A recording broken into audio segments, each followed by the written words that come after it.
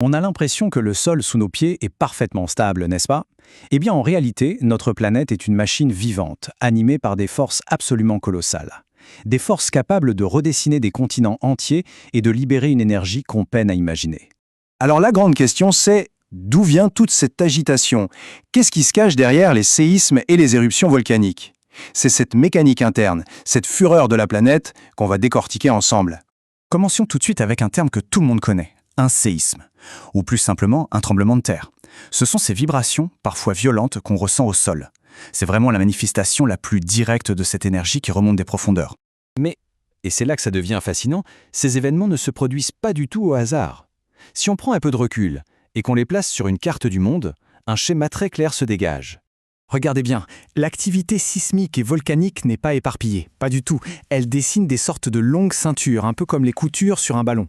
Et ces ceintures, elles délimitent de très grandes zones, elles, beaucoup plus calmes. Cette répartition, c'est le premier grand indice qui nous met sur la piste d'une explication globale. Pour comprendre ce qui se passe en surface, on est obligé de plonger, de regarder ce qu'il y a sous nos pieds. C'est là, en profondeur, que se trouve le véritable moteur de toute cette activité. Alors, la couche la plus externe de la Terre, on l'appelle la lithosphère. Le truc, c'est qu'il ne faut pas l'imaginer comme une coquille d'œuf toute lisse et intacte. Non, imaginez plutôt une coquille qui serait déjà cassée en plusieurs gros morceaux. Des morceaux rigides et solides. Juste en dessous de cette coquille cassée, on a une autre couche, l'asténosphère. Sa particularité, c'est qu'elle est faite de roches déformables. Pensez à une sorte de pâte à modeler très très dure qui peut fluer sur de très longues périodes. Et cette capacité à se déformer, eh bien, ça change tout. On a donc une dynamique très claire qui s'installe. D'un côté, on a la lithosphère, rigide, qui est cassée en morceaux, un peu comme des radeaux géants, et de l'autre, l'asténosphère, déformable, qui agit comme un fleuve très lent, un courant qui porte ces radeaux. C'est vraiment l'image clé à retenir.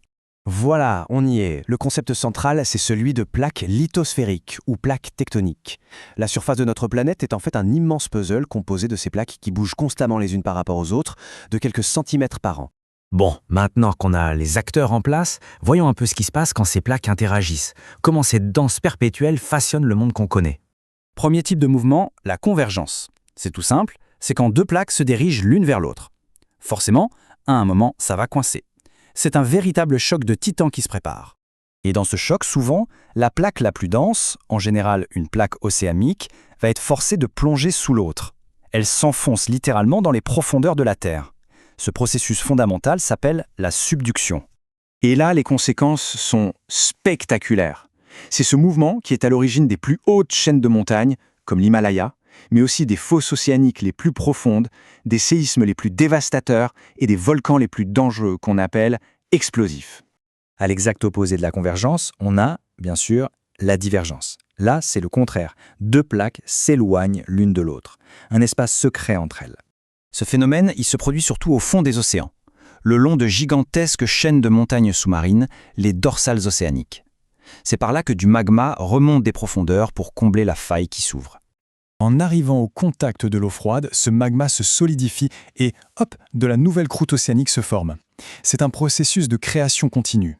Le volcanisme ici est beaucoup plus calme. On parle de volcanisme effusif, avec des coulées de lave très fluides. Ok, maintenant qu'on a posé le mécanisme général, la tectonique des plaques, on peut revenir à nos séismes et nos volcans et comprendre beaucoup mieux leurs différentes facettes. Pour un séisme, il y a une distinction super importante à faire. D'un côté, il y a la magnitude, comme sur l'échelle de Richter. Ça mesure l'énergie pure libérée à la source du séisme. C'est un chiffre unique. De l'autre, il y a l'intensité, qui décrit les dégâts qu'on observe en surface. Et bien sûr, cette intensité, elle n'est pas la même partout. Pour les volcans, c'est pareil, on a deux grandes familles. Les volcans rouges, typiques des zones de divergence, avec une lave fluide qui s'écoule tranquillement, et puis les volcans gris liés aux zones de subduction. Eux, ils ont une lave très visqueuse, pâteuse, qui piège les gaz et ça finit par exploser de façon incroyablement violente en créant des nuées ardentes mortelles. Évidemment, tous ces phénomènes naturels ne seraient que des curiosités géologiques s'il n'y avait pas des populations installées juste à côté. C'est là qu'on commence à parler de risque. La notion de risque géologique, elle naît précisément de cette rencontre. La rencontre entre un phénomène naturel potentiellement dangereux, ce qu'on appelle l'aléa, et la présence d'êtres humains et de leurs biens. S'il n'y a personne, il n'y a pas de risque. En fait, tout peut se résumer à une formule très simple. Le risque, c'est la combinaison de l'aléa, la probabilité qu'un événement se produise, et de la vulnérabilité. La vulnérabilité, c'est à quel point une société est fragile ou exposée face à cet événement. On ne peut pas empêcher un volcan d'entrer en éruption ou la Terre de trembler. On ne peut pas agir sur l'aléa. Par contre, on peut agir sur la vulnérabilité pour réduire le risque. Comment ? Grâce à la prévision, en surveillant les signes avant-coureurs. La prévention, en éduquant les gens. La protection, avec des constructions adaptées. Et enfin, l'adaptation, c'est-à-dire apprendre à vivre avec. Tout ça nous amène à une dernière réflexion.